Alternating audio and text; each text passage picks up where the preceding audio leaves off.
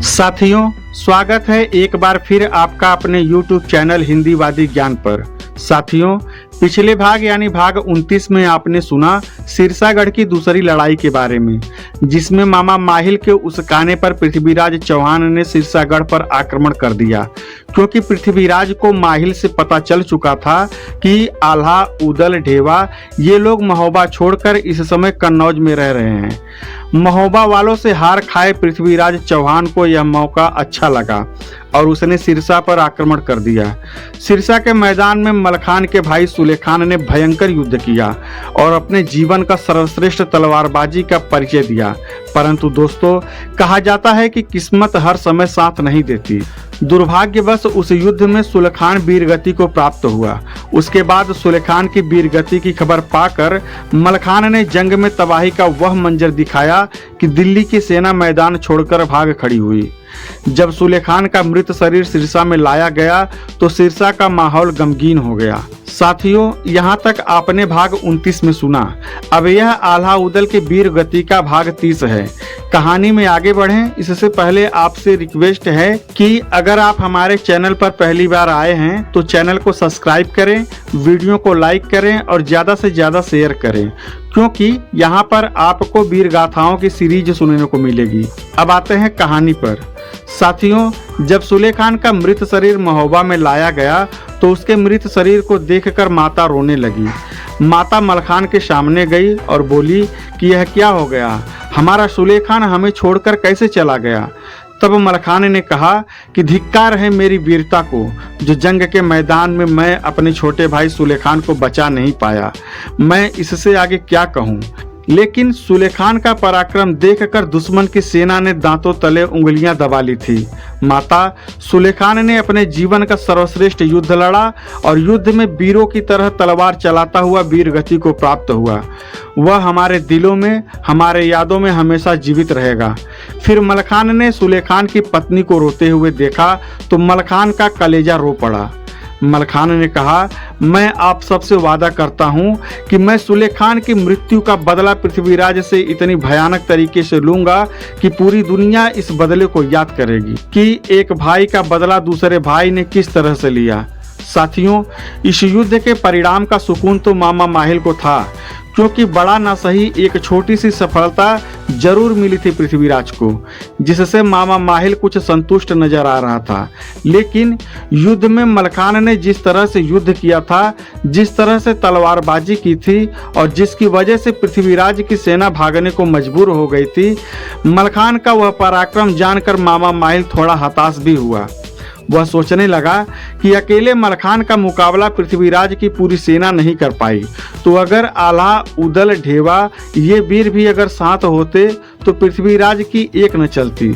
अब माहिल सोचने लगा कि मैं ऐसा क्या करूं कि जिससे मेरा सपना पूरा हो और मेरा बनाफरों से बदला पूरा हो। साथियों, सामने बेशक अन्य राजा लड़ रहे थे, परंतु दिमाग तो माहिल का ही लगा हुआ था। माहिल अपने हार से तिलमिलाया हुआ था।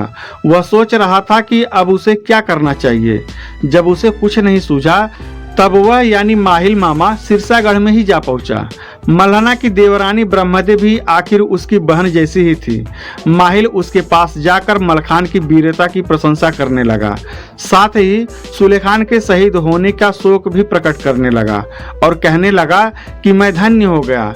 जब कोई मुझे मलखान और बनाफरों के मामा के नाम से संबोधित करता है तो मेरा सीना चौड़ा हो जाता है। माहिल ने भांति भांति से अपनी चिकनी चुपड़ी बातों से माता ब्रह्मदे को खुश करने का प्रयास किया और उससे पूछा कि आखिरकार मलखान इस तरह से युद्ध कैसे कर पाता है। उसके सामने बड़ा सा बड़ा वीर भी धराशायी हो जाता है। तब सीधी साधी माता ब्रह्मदे ने माहिल के झांसे में आकर और माहिल को भाई मानकर यह बता दिया कि मलखान पुष्य नक्षत्र में जन्मा है। बृहस्पति इसकी कुंडली में 12वें घर में विराजमान है। यह हार तो सकता ही नहीं। भगवत कृपा से इसके पांव में पद्म का चिन्ह भी है। जब तक वह पद्म सुरक्षित है तब तक मलखान को कोई नहीं मार सकता। ब्रह्मदेव से माहिल को वह सत्य ज्ञात हो गया जिसे जानने के लिए वह परेशान था। माहिल की तो जैसे मन की मुराद पूरी हो गई। वह जो राज जानना चाहता था कई दिनों से, आज उस राज पर से पर्दा हट गया। अब माहिल सबको सांत्वना देकर वहां से विदाई लेकर निकल पड़ा और वह सीधा दिल्ली जा पहुंचा, जहां माहिल को देखते ही पृथ्वीराज ने उसे बैठने को कहा और कहा कि महोबा की राह बहुत कठिन है। एक अकेले मलखान के सामने हमारी पूरी सेना कमजोर हो जाती है। हमारा कोई बस नहीं चलता मलखान के सामने। मलखान को कैसे पराजित करूं, कुछ समझ में नहीं आ रहा कि क्या किया जाए और क्या न किया जाए। तब मामा माहिल ने कहा कि अब चिंता की कोई बात नहीं। आज मैं वह राज जान गया हूँ जिससे मलखान ने आज तक कोई भी युद्ध नहीं हारा। जैसा मैं कहता हूँ, अगर तुम वैसा करोगे तो मलखान पर न सिर्फ विजय प्राप्त करोगे बल्कि उसे वीरगति भी दे पाओगे।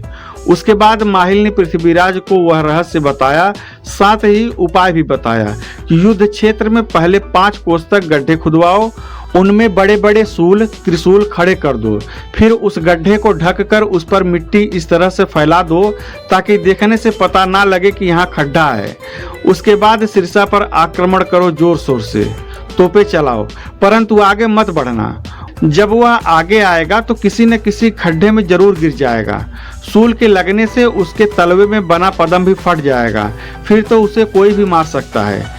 माहिल की बात सुनकर हारे हुए पृथ्वीराज में जोश की लहर दौड़ गई। वह इस उपाय पर अमल करने को तैयार हो गया। फिर बिना देरी किए उसने सुरंग खोदने वाले कुछ मजदूर सिरसा भेज दिए। सिरसा से पहले ही सीमा पर बताए हुए तरीके से खड्डे खोद दिए गए, उनमें बर्छी, भाले और त्रिशूल गाड़ दिए गए। उसके बाद गड्ढे को ऊपर पोल बनाकर मिट्टी से ढक दिया गया। फिर सिरसा पर आक्रमण कर दिया। अपने हाथी, घोड़े और तोपे सजाकर युद्ध करने जा पहुंचे। सिरसा को घेर लिया गया।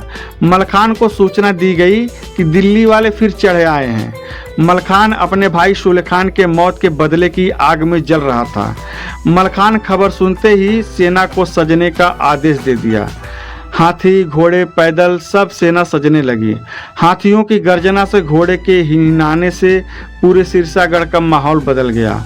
उसके बाद मलखान अपनी सेना लेकर युद्ध के लिए निकल पड़ा। युद्ध के मैदान में मलखान पृथ्वीराज के सिर पर कहर बनकर टूट पड़ा। मलखान अपने घोड़े पर सवार होकर जिस तरफ निकलता उधर ही लाशों का अंबार लग जाता था। मलखान के इस रूप से पृथ्वीराज की सेना में भगदड़ मच गई। जो भी सूरवीर मलखान के सामने आया, अगले ही पल वह जमीन पर गिरा अपनी जिंदगी की आखिरी सांसें गिन रहा था। मलखे ने 22 हाथियों के हौदे खाली कर दिए। दिल्ली के सिपाही भागने लगे, खून की नदियां बहने लगी। तब पृथ्वीराज ने ताहर को लड़ने भेजा। ताहर का मुकाबला करने जो ही मलखान ने कबूतरी घोड़े को आगे बढ़ाया, घोड़ी सीधे गड्ढे में जाकर धंस गई। गड्ढे में खड़ा भाला लाखन के पांव में धंस गया। तलवे का पदम फट गया। तलवे का पदम फटना था कि मलखान समझ गया कि उसके साथ धोखा किया गया है। अब मेरा काल आ गया है। घोड़ी जोर लगाकर खड्डे से बाहर तो आ गई, परंतु बाहर निकलते ही घोड़ी जमीन पर गिर गई। अब मलखान पैदल हो गया। उसके बाद ताहर ने अपने सैनिकों के साथ मलखान को घेर लिया। मलखान अकेले सबका सामना कर रहा था। गजब था वह वीर और धन्य थी वह माँ जिसने मलखान जैसे पुत्र को भारत के धरती पर जन्म दिया था। मलखान का कोई भी वार खाली नहीं जा रहा था, परंतु मलखान जख्मी हो चुका था। उसके पैरों के पदम भी फट चुके थे। उसका बस नहीं चल रहा था। फिर भी उसने अपने जीवन का चरम का युद्ध किया। दुश्मनों से घिरे मलखान पर ताहर ने तीर चलाया तो तीर मलखान के सीने में समा गया, परंतु मलखान ऐसा वीर था जो रुकने का नाम ही नहीं ले रहा था। उसके हर तलवार के वार से सैनिक जमीन पर गिर पड़ते थे। फिर ताहर ने मलखान पर सांग से वार किया। इस बार मलखान बच नहीं पाया। ताहर के इस वार से मलखान जमीन पर गिर पड़ा, परंतु दुश्मनों की हिम्मत नहीं हो रही थी उसके पास जाने की। कुछ समय बाद ताहर मलखान के पास पहुंचा तो देखा कि मलखान के प्राण पखेरु उड़ चुके थे। जब मलखान के वीरगति होने की खबर पृथ्वीराज को मिली तो पृथ्वीराज की भी आंखें नम हो गई। उसने कहा, आज इस दुनिया से एक ऐसा वीर विदा हुआ जिसके जैसा वीर ना कोई हुआ है और ना आगे कोई होगा। फिर एक धावन यानी हरकारे ने सिरसा के महलों में खबर पहुंचाई। मलखान की मृत्यु का समाचार पाकर माता ब्रह्मदेव भारी विलाप करने लगी। तब उन्हें याद आया कि अनजाने में माहिल ने मलखान के मृत्यु का राज जाना और माहिल ने यह धोखा किया। फिर माता स्वयं को कोसने लगी। रानी गजमोतिन को जब खबर मिली तो उसने सती होने का निश्चय किया। फिर उसने डोला मंगवाया और वीर मलखान की लाश की ओर चल पड़ी। माता ब्रह्मदे को भी साथ ले लिया। पृथ्वीराज चौहान भी मलखान की लाश के पास पहुंचा था। रानी गजमोतिन ने उसे ललकार कर कहा, हे चौहान, सिरसा में प्रवेश करने की मत सोचना। यह मत सोचना कि मलखान नहीं है तो तुम सिरसा में प्रवेश कर सकोगे। मलखान नहीं रहे तो भी मैं दिल्ली तक तुम्हारा सामना कर सकती हूँ। अगर अपना भला चाहते हो तो दिल्ली तुरंत वापस लौट जाओ, नहीं तो मैं श्राप देकर तुम्हें भस्म भी कर सकती हूँ। तुमने वीर मलखान के साथ धोखा किया। मैं तुम्हें श्राप देती हूँ कि 3 महीने 13 दिन के अंदर ऐसा युद्ध होगा कि महोबे से दिल्ली तक खून की नदी बहेगी। सब वीरों की सुहागिनें विधवा हो जाएंगी। पृथ्वीराज चौहान गजमोतिन का ऐसा रौद्र रूप देखकर और उसके श्राप से भयभीत होकर पृथ्वीराज ने सेनाओं को मोड़कर दिल्ली कूच कर दिया। मलखान और सुलेखान की मृत्यु का माता ब्रह्मदे पर इतना बड़ा सदमा लगा कि माता ब्रह्मदे ने भी थोड़ी ही देर में प्राण त्याग दिए। रानी ने सिरसा का खजाना दान में बांट दिया। सिरसा की प्रजा और मलखान के शुभचिंतक सब ने रानी गजमोतिन को रोकने और समझाने का प्रयास किया, परंतु गजमोतिन वीर मलखान के शव के साथ चिता में बैठ गई। चिता में आग धधक उठी। चिता पर बैठकर रानी ने माता मल्हना, जेठानी दिवला और आल्हा उदल का सुमिरन किया और फिर पति पत्नी दोनों साथ साथ स्वर्ग सिधार गए। मलखान की वीरगति ने बुंदेलखंड के लोगों को गहरा सदमा पहुंचाया। उन्हें एक महान योद्धा और नायक खोने का दुख हुआ। मलखान की वीरता की कहानियां आज भी बुंदेलखंड में प्रचलित हैं और उन्हें एक आदर्श योद्धा के रूप में याद किया जाता है। तो साथियों, यह था सिरसा का दूसरा युद्ध और मलखान का अंतिम युद्ध। आशा करता हूं कि आल्हा उदल के वीर गाथा का यह सीरीज आपको पसंद आ रहा होगा। इसके पहले की कहानी जानने के लिए आप प्लेलिस्ट देख सकते हैं और आगे की कहानी जानने के लिए चैनल को सब्सक्राइब करें, वीडियो को लाइक करें और ज़्यादा से ज़्यादा शेयर करें। धन्यवाद। जय हिंद।